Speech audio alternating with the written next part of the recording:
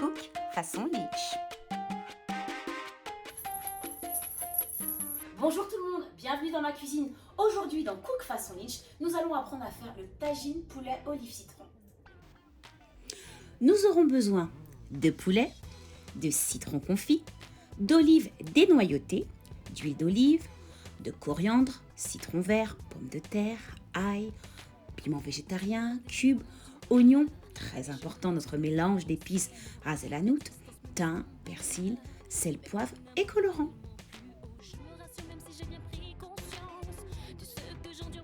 Avant tout, nous allons nettoyer notre poulet, ce qui consiste à retirer toutes les pulpes, retirer le gras en trop, retirer le sang. Moi je fais tout ça sous l'eau et après le frotter avec du citron. Je vais couper mon poulet et on va passer à l'assaisonnement. Je l'ai fait la veille pour que le goût pénètre bien. Alors dans ma marinade, il y a du citron, du colorant alimentaire, du sel, poivre, un petit mélange, mon mélange d'épices ras el hanout, du thym et du persil séché, un peu d'ail, un peu d'oignon et de l'huile d'olive. Vous piquez votre poulet avec un couteau pour que l'assaisonnement puisse bien pénétrer le poulet et vous laissez reposer une nuit au frigo. Je vais faire d'abord dorer mon poulet. Je mets de l'huile d'olive au fond, pas trop. Je rajoute Mon oignon. Attendre que l'huile soit chaude, c'est quand même mieux.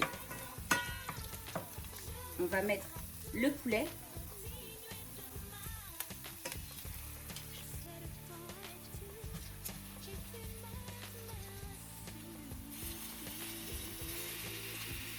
Ça sent déjà très bon. On va retourner le poulet. Le but, c'est de le dorer un petit peu. Après, pour le reste de cuisson, on va changer en fait de récipient. Il y a des tagines que l'on peut mettre sur les plaques.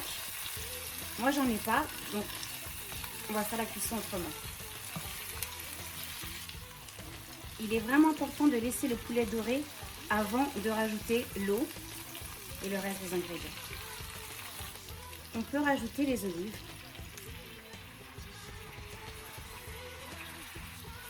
Voilà, donc maintenant on va pouvoir changer de récipient pour faire cuire.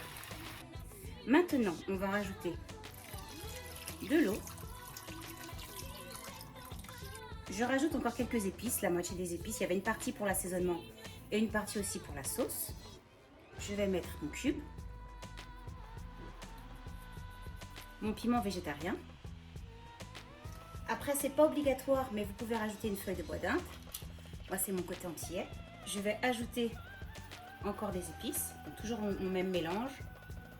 Alors le ras el hanout, c'est du curcuma, du gingembre, cannelle, cumin, paprika, coriandre, poivre, piment, muscade, girofle. À peu près tout, oui. Et là, je vais laisser cuire pendant 45 minutes et laisser la sauce se réduire. On recouvre. Et pendant ce temps, on peut s'entraîner à la danse orientale. On ajoute les pommes de terre. Alors oui, on ne se moque pas, j'ai eu un problème de pommes de terre, j'en avais plus. Donc j'avais des pommes de terre à la maison que j'avais coupées en frites. Et ben voilà, ça fera l'affaire. En tout cas, je suis sûre que ce sera bon. Je vais ciseler ma coriandre. Et la touche finale, on rajoute le citron confit. Le citron confit est très fort en goût, c'est pour ça qu'on le rajoute à la fin. J'ai appris à faire cette recette à Casablanca, à l'arrière d'une cour, avec une mamie de 85 ans. Et voilà, notre tagine est prêt, servi dans son assiette traditionnelle d'argile, surmontée de son couvercle conique. J'espère que ces saveurs orientales vous ont fait voyager. N'oubliez pas de vous abonner à ma chaîne Cook façon Lynch. Et je vous dis à très bientôt pour de prochaines recettes. Bon appétit! Manger, c'est la vie. Mouah.